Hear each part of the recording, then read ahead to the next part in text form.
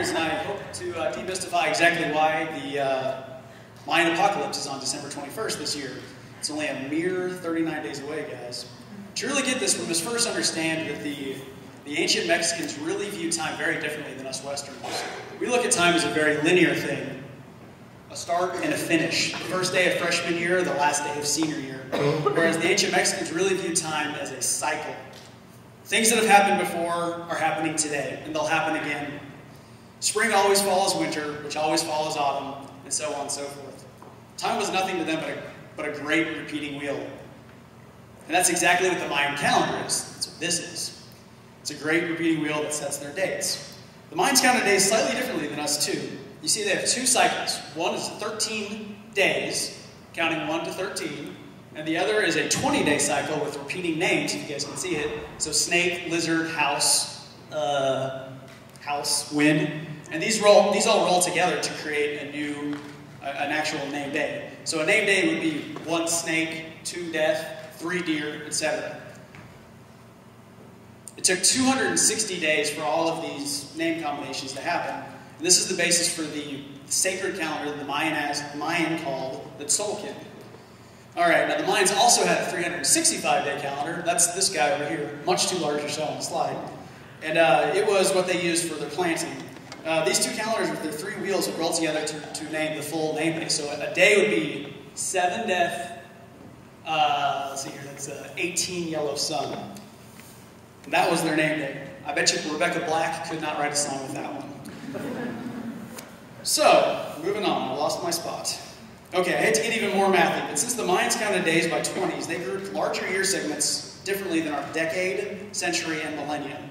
A day was called kin, 20 kin was a unal, 18 unal was a tune, which is basically a year, 20 tune was a katoon, and 20 katoons, almost 400 years, was a baktun.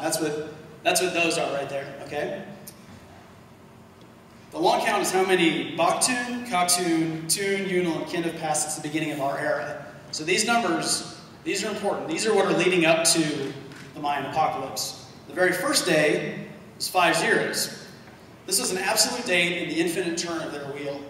But their first date actually correlates with August 11th, 3114 BC in our calendar. Now that's roughly 600 years before the Egyptians built the pyramids and about 1,000 years after the earliest records of Mesopotamian writing, which is pretty darn reassuring considering the fact that there was no great cataclysm at that point. And therefore, we're probably not looking for a big bang at the end of this one.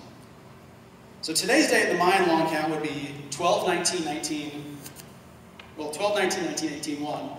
And as these numbers slowly go up, you can see they're carrying over. And this is all leading up to the big accumulation of 13-0-0-0-0. That's where the apocalypse comes from. Do you guys remember in 1999-2000 how big of a deal it was that the 1,000-year marker was changing? Just imagine something that's 5,000 years in the making. And don't forget that the number 13, the length of their shortest week, was extremely important to them. The apocalyptic naysayers are going to point out to you that the long count can actually hold 5 19s. Now, the Mayans even had a number, a pictune, which could hold 20 baktuns. So realistically, this calendar isn't going to expire in the way that you and I are thinking of. And the good news is that the true ending with all 19s would be October 12th, 4772. Now, I'm still going to be around for that, but I'm not too afraid.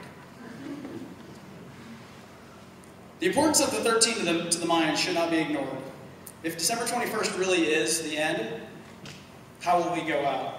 The Mayans believed that humanity had already been wiped out a few times by the gods. Once because we were too noisy, I think they were talking about me, and once because that we'd forgotten them. The gods destroyed humanity with rain and flood. Now the Aztec believed that our current sun, our 5th sun, was the 5th in the order. Four times the sun had extinguished.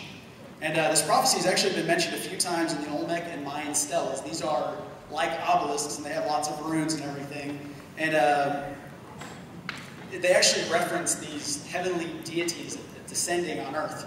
So the glyphs that actually describe these deities have actually weathered off and thus leaving the prophecy wide open to interpretation.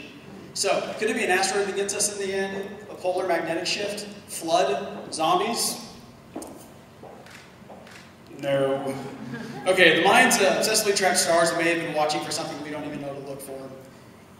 When it comes down to it, that very last day, I'm planning on having a bitchin' costume party.